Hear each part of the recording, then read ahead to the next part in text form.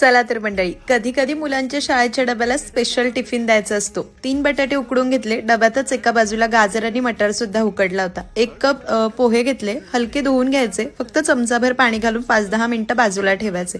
उकडलेला बटाटा, गाजर, मटार असं जाडबारीक मॅश करायचं. चिरलेली कोथिंबीर आणि मसाले घालायचे.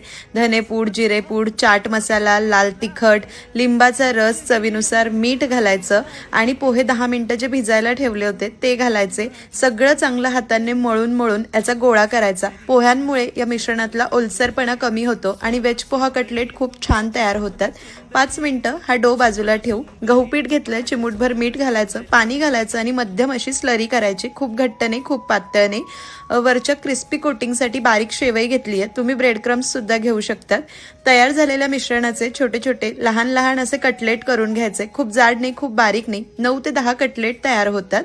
आता या स्लरीमध्ये हे कटलेट डिप करायचे आणि या बारीक शेवईच्या चुऱ्यामध्ये कोट करायचे. जास्तही बारीक चुरा करायचा नाही. याऐवजी ब्रेड क्रम्स सुद्धा वापरू शकतात. सगळे कटलेट कोट करून घेतले. आता तळून घ्यायचे. तुम्ही एअर फ्राय सुद्धा करू शकतात. चांगल्या गरम तेलात लो मीडियम फ्लेमवर छान सोनेरी रंगावर तळायचे. मुलांच्या डब्याला द्या, नक्कीच आवडेल. Download ShareChat.